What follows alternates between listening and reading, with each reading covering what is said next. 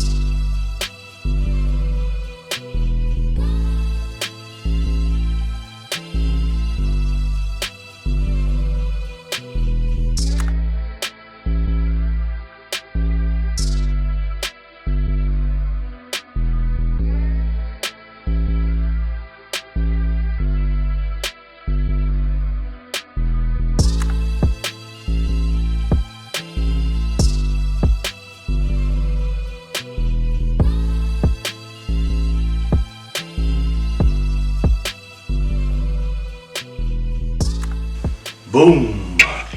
Salutations. Something I wanted to quickly discuss that I don't particularly agree with, and I think it's kind of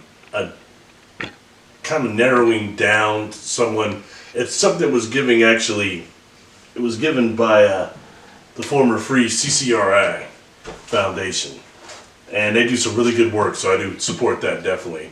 Here's their book here. I believe it's mentioned in here, and it's something I heard a couple of their scientists saying, and it's a way that they try to explain physical contact like I've had, all right?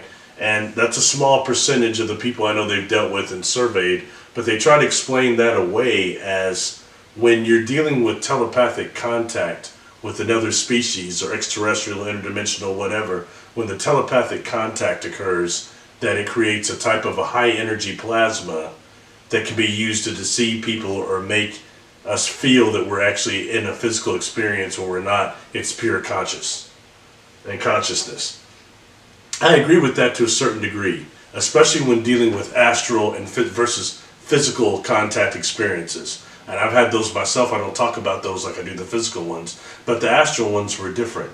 You know, outside of childhood experiences, sometimes you're aware that you may not have a body when you're on board that craft. You're not smelling things, tasting things, you can't touch things. It's a different experience, you know, from what I had that was physical. So when I say this, the things that make me say that, just saying that it's all plasma and that's what's generating a physical experience is BS. And I'm saying that based on especially the temporal aphasia I felt on physical experiences, that sickness. You don't get that in the dream body. That I do know, all right? That sickness is real. It almost deteriorates the experience itself. Number two, this is one of the pictures I actually didn't put up with the ones you've seen, but this is at least for this video. But this here, one of the ships I was on, the first one from my adult onset. Back here, in these eggs, are these things that look, some of them look like configurations of plasma and condensed light. And when a couple of them came out and helped me, that I did with the video over the caretaker, the mother of the hybrids, I did that video over that, and when two of those things came out of the egg and actually assisted me, they felt very alive, like a warm type of, almost static type of feeling they had, but they were alive. So that's some type of a plasma I physically experienced on one of these craft that was separate from the craft itself. It was not the same thing. So you can't just say that it was telepathic contact and high energy plasma that was dealing with that caused me to have those experiences. I'm not saying that discredits everything, but that's not what happened to me. And reality is real to the perceiver. You know, if you go on a field trip, you know if you're there physically or if you're there in dream body. It's totally different, all right? And that's not to discredit those people that are having astral type of dream experiences, because you're spared the temporal aphasia. The pattern of enfoldment that these other beings, extraterrestrials or interdimensionals, are doing from another universe or from another dimension, you can meet them halfway in the dream body.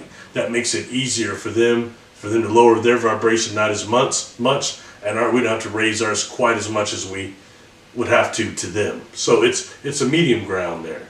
So I want to just kind of say that a little bit about the plasma part of this. And you know, that's interesting because that type of telepathic contact and plasma takes us into things like angel hair and the speculation of angel hair. and how it dissolved, and how it was supposedly produced by some mediums during seances. Now, it's too bad that so much of trickery went on with that, but there is something else that goes on there that is a true phenomenon as far as ectoplasm goes. So it's just something to kind of tie in there also, but I do not believe that explains all physical contact. Some types, yes, but not all of them, all right? So let's be clear on that, and this is not to dispute anybody. I think we just have to widen our parameters and not try to discredit those of us that have been on board a craft and actually be able to touch things and gather information in that way. It's important.